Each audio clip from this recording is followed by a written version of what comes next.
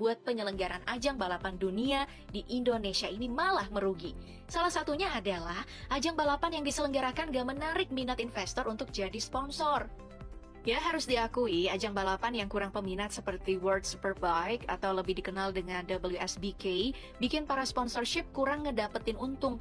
Makanya, masuk akal, para investor ogah buat ikutan di ajang WSBK. Akibatnya, negara kita harus menanggung kerugian sebesar 100 miliar rupiah.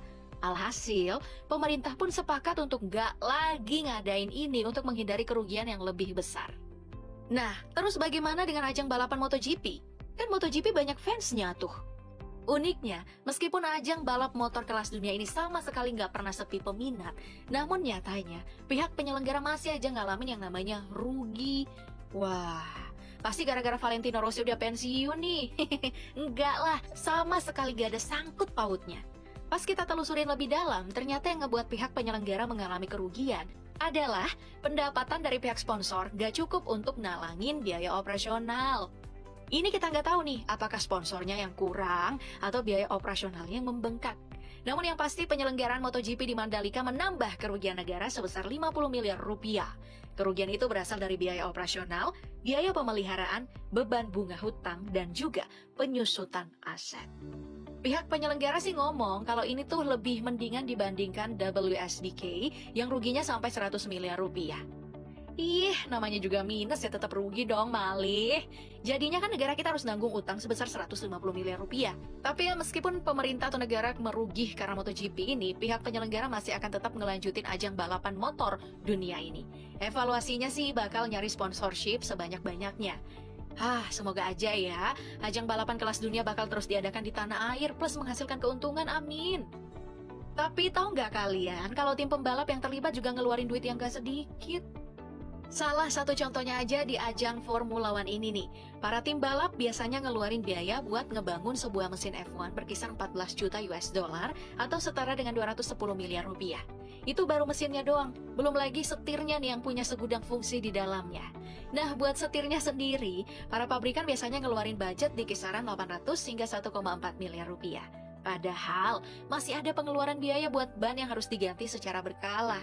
Nggak tanggung-tanggung, para tim pabrikan harus ngeluarin biaya sebesar 1.700 US dollar atau setara dengan 25,5 juta rupiah per setnya. Nah, belum lagi nih harus ngegaji pembalapnya yang rentang biayanya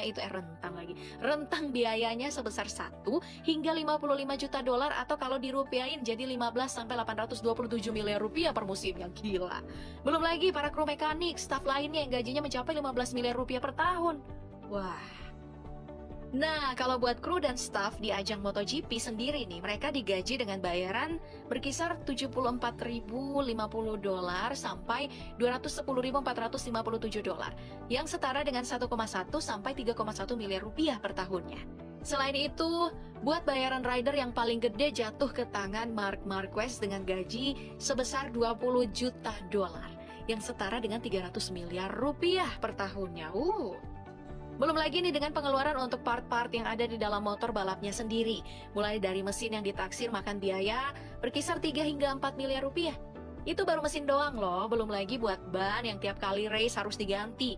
Bayangin aja, harga bannya dipatok di kisaran 64 juta rupiah per biji.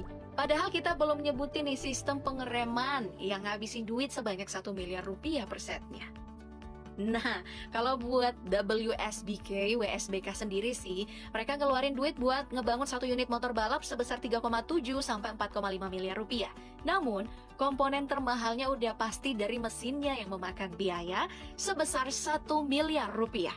Belum lagi dengan sepasang bannya yang diperkirakan dibanderol dengan harga 376 juta rupiah. Itu baru beberapa part doang loh, padahal masih ada pembalap yang harus digaji dengan bayaran sebesar 6 miliar rupiah untuk gaji tertinggi. Belum lagi buat para kru mekanik yang dibayar berkisar 700 jutaan rupiah per tahunnya. Beda cerita dengan ajang Formula E. Bayangin aja buat masukin tim pembalap aja nih, mereka terlebih dahulu harus ngerogoh kocek sebesar 100.000 euro atau setara dengan 1,6 miliar rupiah.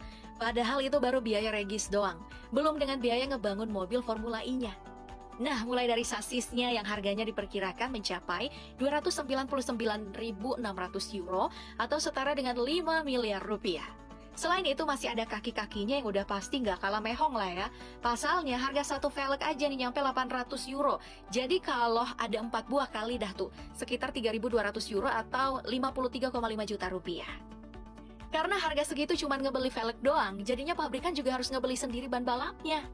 Tercatat nih, harga bannya untuk sekali balapan memakan biaya sebesar 12.800 euro atau setara dengan 214 juta rupiah. Gila sih, harga ban lebih mahal dari harga velg. Oke, kita lanjut ke pengereman. Di sini pabrikan juga wajib nyediain disc brake dan juga kalipernya yang harganya itu bisa di kisaran 2.000 euro atau setara 334 juta rupiah per setnya.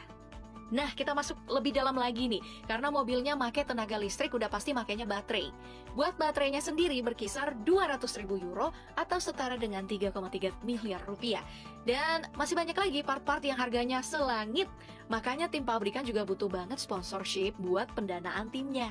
Pasalnya, gak cuma mobilnya aja yang pakai duit, pembalapnya juga butuh duit dong. Nah, sebagai contoh nih, pembalap Formula E bernama Mitch Evans yang dibayar oleh Jaguar TCS Racing seharga 5 juta US dollar yang setara dengan 75,2 miliar rupiah. Belum lagi dengan para kru tim yang digaji di kisaran setengah dari bayaran Formula One. Ya, paling nggak berkisar 500.000 dolar atau setara 7,5 miliar rupiah per tahun. Ya, intinya ya, do it, dan do it. Bahkan untuk negara yang pengen menyelenggarakan Formula E ini juga harus ngebayar commitment fee ke Formula E Operations atau disingkat dengan EVO. Emang sih biaya tiap negara itu berbeda-beda, tapi nggak jauh-jauh amat kok. Contohnya nih di Kanada, mereka cuma ngebayar commitment fee sebesar 18,7 miliar rupiah. Sedangkan di negara kita tercinta ini nih, commitment fee-nya nyampe 2,3 triliun rupiah. Yah, gimana nggak rugi coba, pendapatannya berapa, biayanya berapa.